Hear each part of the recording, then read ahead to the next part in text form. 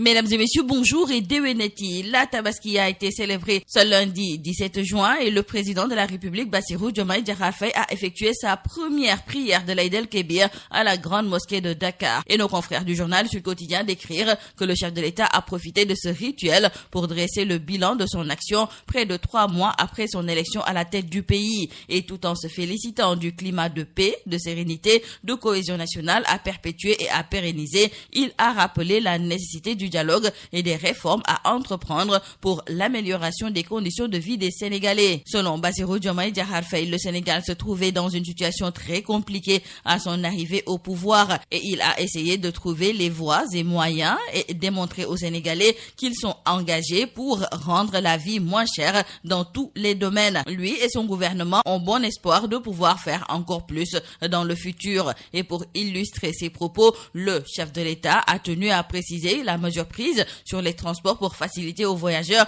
les déplacements à Dakar à des prix abordables. Dans le même sillage, le président Faye a évoqué l'importance du dialogue, d'un dialogue permanent pour apporter des changements en profondeur. Il ajoute que lui et son gouvernement vont continuer à échanger avec les Sénégalais dans d'autres domaines et solliciter leur avis. Poursuivant toujours son discours, Bassirou Diomaye Diakhar Faye, nous disent toujours nos confrères de Sud Quotidien, s'est réjoui du début d'exploitation des ressources énergétiques du pays tout en promettant sa bonne gestion au profit du peuple sénégalais. Dans le journal Direct News, nos confrères reviennent également sur les propos du chef de l'État Bassirou Diomaye Diakhar Faye. Nos confrères parlent plutôt de sermon de Serigne Bassirou Diomaye Faye qui invite les Sénégalais à un élan de solidarité et prie pour un Sénégal prospère, pour un Sénégal juste et pour un Sénégal de cohésion. L'État du Sénégal fera tout ce qui est en son pouvoir pour aider les plus démunis, a ajouté le chef de l'État qui en a profité pour demander pardon et a aussi pardonné à tous ceux qui les ont offensés et à ceux qu'ils ont offensés. Dans le journal Sud Quotidien, nos confrères reviennent sur les différents sermons des imams et prêcheurs. À Saint-Louis, l'imam Ratib invite les Sénégalais à se départir de la passion et de la subjectivité. À Diourbel, c'est l'imam Serigne Habib Kandji qui plaide pour une exploitation des ressources gazières et pétrolières dans la paix. À Sédhiou, l'imam sollicite également des unités industrielles et la reprise des travaux de la boucle du Boudjé. Mais il faut dire que l'Aïd el-Kébir, communément appelé Tabaski, n'est pas la fête du mouton, mais plutôt du sacrifice. C'est l'imam Ahmadou Makhtar Kanté qui l'a fait savoir. Le conférencier et écrivain était l'invité de l'émission Objection de la radio Sud FM et l'ancien imam de la mosquée de l'université Cheikh Anta Diop de Dakar a souligné que cette fête nous replonge dans l'histoire du prophète Abraham et le rôle d'Ismaël pour le respect du commandement divin relatif au sacrifice de son enfant. Selon lui, toute l'histoire de la Kaaba est construite autour d'Abraham et Ismaël jusqu'à Safa et Marwa, la mère d'Ismaël. Mieux, ajoute-t-il encore, Ismaël est un personnage extrêmement important, même si tout a été fait par les rédacteurs de l'Ancien Testament pour le marginaliser, pour l'écarter.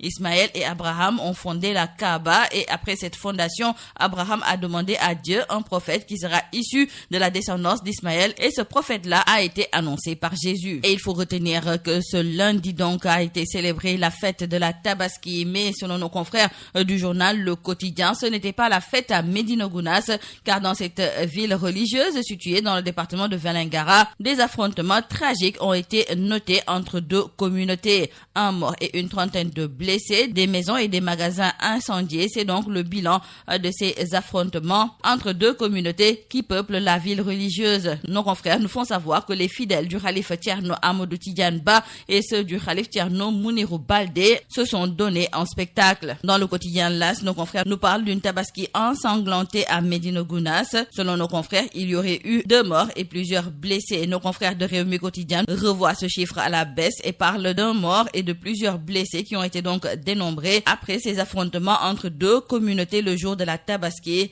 Médina Gounass perd son calme, c'est d'ailleurs le titre qui barre la une du journal Rewmi Quotidien. Dans le journal Bes Bi Le Jour, nos confrères nous rappellent que ce n'est pas la première fois que ce scénario se produit le jour de la Tabaski, car c'était pareil en 2007 et en 2019, il y a eu aussi des querelles autour du cimetière. Nos confrères nous parlent d'une cohabitation complexe entre Thierno Mohamedou Seydou Ba et Thierno Ahmadou Mamadou Baldé, et le ministre de l'Intérieur a été obligé de faire le déplacement dans la cité religieuse. Nos confrères du quotidien Le Soleil qui nous en parlent nous indiquent que le ministre, à la tête d'une forte délégation, a rencontré les deux chefs religieux, Thierno Amadou Tidiane Ba et Thierno Mounirou Baldé, et malgré la tension, nos confrères nous font savoir que les deux communautés sont unies par des liens séculaires de sang. Parlons sport à présent avec nos confrères du quotidien du sport Stade qui reviennent sur les propos de Pape Matar Sarr, milieu de terrain des Lions. Et ce dernier était récemment au terrain de football du camp Leclerc pour participer au match de gala organisé par un autre champion d'Afrique, Mamadou Loum Ndiaye. Après le match, le milieu de terrain des Lions s'est prononcé sur la suite